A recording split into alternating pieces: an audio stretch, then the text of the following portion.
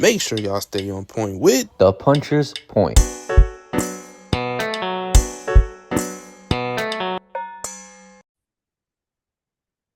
What is good, y'all? Welcome back to The Puncher's Point. I am happy to finally give y'all a fight announcement. It seems like this entire time it's been nothing but predictions and post-fight reactions. I'm glad that I actually get to give y'all a fight announcement. Now, I know I'm a little bit late. I'm a little bit late. Y'all gonna have to excuse me for the tardiness. But overall, I had to announce this. We got Fatal Fury, Times Square, New York, and we got three very big fights on one card. And I'm going to be honest with you, I didn't think this card was going to be made with all three of these guys on there. But nonetheless, we got Teofimo Lopez versus Arnold Barboza. We got Devin Haney versus Jose Ramirez. And then for the main event, we got Ryan Garcia versus Rolly Romero. Now, this fight is going to be taking place on May 2nd, Times Square, New York. And it's weird because the main event isn't even a title fight, but the co-main and the third fight or the third to last fight on that card, those are title fights, you know? The order's a little bit mixed up, but regardless, we're getting these fights. Shout out to Matchroom, Top Rank, Golden Boy, Queensberry. Shout out to all of these promotions for getting together. Shout out to Turkey Al Sheik for making these fights happen. But overall, here's what's going to happen. I'm going to talk about, my thoughts on each fight. I'm going to talk about the press conference a little bit. And overall, I'm going to give some additional thoughts as well. So, with that being said, let's kick right into it. We're going to start off with Teofimo Lopez versus Arnold Barboza.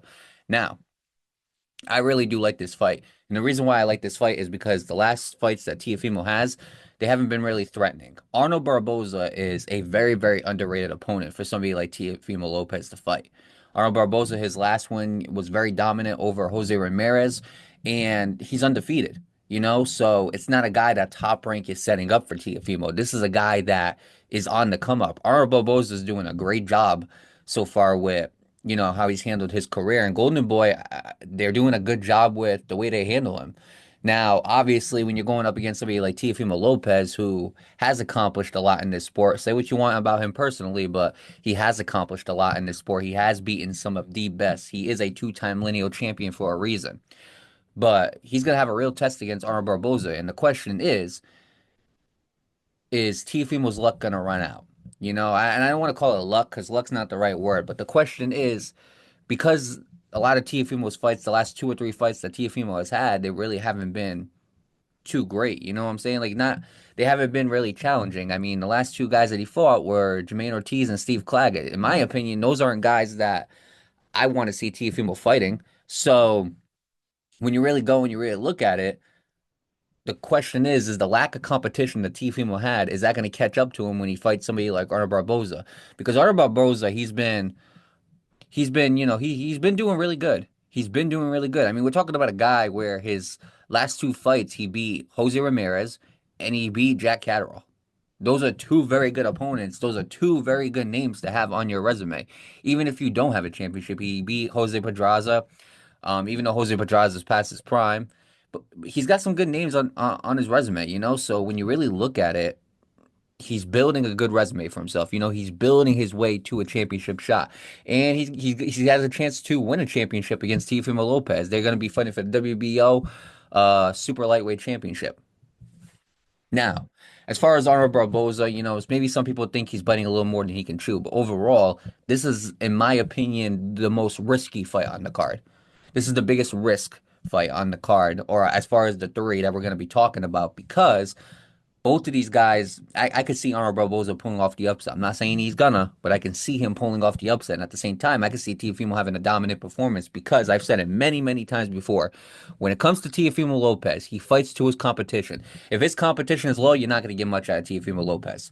But when the competition is high, when it's somebody like pound for pound Vasily Lomachenko, an undefeated Josh Taylor, when it comes down to those guys, he steps up. When the lights shine the brightest, he steps up. Now, a lot of y'all are gonna mention George Kambosos. Well, George Kambosos, he didn't really take George Kambosos seriously, in my opinion. And even then, regardless of what you believe, the medical issues and everything like that happened to that fight, Teofimo Lopez made it a dogfight. Y'all can say what you want, okay? Regardless of who you think won that fight, a lot of people think George Kambosos won that fight. Teofimo made it a dogfight. So I do believe that when the opponent is big, Teofimo steps up, which is why I've always said it doesn't matter who you put him up against. I believe he gives everybody a run for their money. So overall, I do think this is the biggest risk fight on the card because anything could happen on this fight. Anything can happen, and overall, I do think it might be, the best fight on this card as well. But with that being said, then we go to the co-main event, Devin Haney versus Jose Ramirez. Now, here's the thing about this fight, okay? It's very interesting because we were wondering, well, when's Devin Haney going to come back? And there was a point in time where we thought he wasn't going to come back unless it was Ryan Garcia. Devin Haney's been out of the ring a lot longer than I wanted him to be. But overall, he's getting back into the ring against Jose Ramirez. Obviously, he hasn't fought since the Ryan Garcia fight. So when I really look at it, Devin Haney's going to put another champion on his resume. Jose Ramirez is a former 140-pound champion. It was at one point it was him and Josh Taylor. So when I really look at it, I do believe this is a fight for Devin Haney to win. I do believe that they made this fight specifically to get Devin Haney back on track. And that's not a bad thing. But I also believe that the reason why they chose this fight is because I think they want to see if Devin Haney has improved on the critiques and the flaws that he had against the fight with Ryan Garcia. He couldn't stop that hook in the Ryan Garcia fight. And because of that, he got knocked down 3 times. So I do believe that they're putting him up against somebody like Jose Ramirez, who is known for his punching ability, who is known for his power, that Mexican style. I believe they're putting him up against Jose Ramirez because they want to see if Devin Haney has shown any improvement before that fight. And this fight's very important for the career of Devin Haney because it gets to determine whether or not we're going to see a different Devin Haney. That's what he said. He said, look, I fought a fighter on PEDs, but he's saying, like, look, regardless of that, you're going to see a different Devin Haney. I want to see a different Devin Haney. I don't want to see the same Devin Haney who got knocked down 3 times against Ryan Garcia and couldn't beat Lomachenko, or it was arguably that he lost to Lomachenko. I don't want to see that Devin Haney. I want to see the Devin Haney that's going to go in there and piece up Jose Ramirez like he did against Cambosos, like he did against Progress. I want to see that Devin Haney. And overall, after watching that Ryan Garcia fight, there's a lot of things that he can improve on. But I believe they made this fight because they want to see if Devin Haney made those adjustments, if he made those improvements. Now, as far as Jose Ramirez, does he have any chance of winning? I mean, overall, I'll answer that in the prediction episode, but it looks like Jose Ramirez is on his last leg in boxing. He's never been knocked out, so that's a good thing. But overall, is this the same Jose Ramirez that made a dogfight out of Josh Taylor? No. Is this the same Jose Ramirez that was running the 140-pound division at one point? No, it's not the same guy. But overall, it's still Jose Ramirez. And Jose Ramirez, this is a big fight for him because if somehow, if somehow Jose Ramirez can prove that Devin Haney has not fixed his flaws, has not made any adjustments. If he goes in there and he uses the same game plan as Ryan Garcia and it works, and Jose Ramirez upsets Devin Haney, we're in a whole different discussion here. Because Jose Ramirez is in the last breed of that previous 140-pound class, because that previous 140-pound class, it was Jose Ramirez, Josh Taylor, Jack Catterall, and Regis Progress. Regis Progress is out. Josh Taylor has one leg out the door. So now it's up to Catterall and it's up to Jose Ramirez. And Jose Ramirez looks like he has one leg out the door as well. Catterall looks like the best one out of those last 4 remaining. But the truth of the matter is this. Both of these guys got something to prove. This is going to be the biggest proving fight. Both of these guys, they got something to prove. Devin Haney has to bounce back. He has to show an improvement. If he goes in there and he even has a close fight with Jose Ramirez, there's a big issue. And I can argue that he won't be ready for that Ryan Garcia rematch. However, if he makes those types of adjustments, then all of a sudden it's a different story. Then we got to start looking at Devin Haney a different way. We got to start asking the questions. Is this a different Devin Haney? Now, for Jose Ramirez, if Jose Ramirez goes in there and he gets beat by Devin Haney, he might as well call it a career because he's not going to get another shot at this 140-pound title. The 140-pound class that's coming in, they're just too good. And then we really get to see Jose Ramirez out of his prime, unfortunately. But if Jose Ramirez can go in there and shock the world and defeat Devin Haney and become an 140-pound champion once again, now we're talking about a different story. And that fight's going to be for the WBC 140-pound title. So overall, I think both of these guys got something to prove in this fight, which is why I think it's an interesting fight. It's the most interesting fight on the card, in my opinion. I didn't say it's the best. I didn't say it's the most exciting.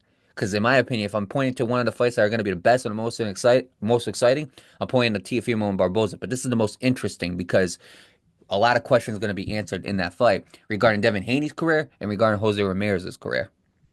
And then last but not least, Ryan Garcia versus Rolly Romero. Rolly Romero, former 140-pound champion. He lost that belt to Isaac Cruz. The only two losses that he's had on his record is Isaac Cruz and Gervonta Davis, both by knockout. And Rolly has had a reputation of getting knocked out. A lot of people are starting to question his chin. A lot of guys are starting to question Rolly Romero as a fighter. But I do think Rolly is a good fighter. That's what people don't understand. I do think he's a good fighter. I'm not going to say he's one of the best or he's the cream of the crop, but he is a good fighter.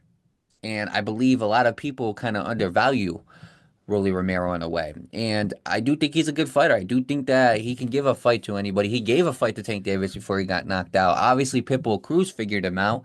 But if your only two losses are to Pitbull Cruz and Gervonta Davis, that's not bad. Those aren't two bad opponents to lose to. So he is a former champion. I do believe you got to put some respect on his name when it comes to that type of stuff. But he's going up against Ryan Garcia. Now, Ryan Garcia, ever since being trained by Derek James, he looked like a different fighter. He's looked like a different fighter these past two fights when he was going up against Oscar Duarte and he was going up against Devin Haney. He looked like a completely different fighter. Now, I would like to assume that his trainer is still Derek James. If that's not true, somebody correct me in the comments. But as long as he has a good head on his shoulders, as long as he's training hard, I do believe Ryan Garcia, is one of the most dangerous opponents in this division. Because the thing is with Ryan Garcia, say what you want about him, whether or not he was on PEDs or not. A lot of people used to question how he had no defense. I feel like since he's been working with Derek James, he's definitely improved on that a little. I'm not going to say he's on the level of Shakur Stevenson or he's on the level of like a Floyd Mayweather or nothing crazy like that. But I will say his defense has improved, and I have seen improvements in Ryan Garcia's game. So when I really go and I look at it and I look at Ryan Garcia, say what you want about him, but he's a good fighter. Ryan Garcia is not a C-class fighter like everybody thinks. And excuse me, not Pitbull. Rolly Romero is not as bad as people think. So this is a good fight as well. I mean, both of these guys pack a punch.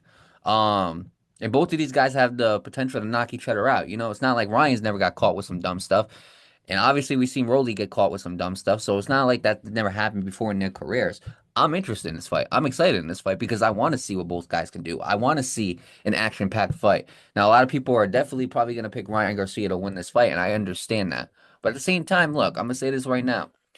Rolly has taken a loss to Pitbull Cruz. He's taken a loss to Gervonta Davis. A lot of people are going to say that he had a bad fight against Grandpa Barboza, I guess you could call him.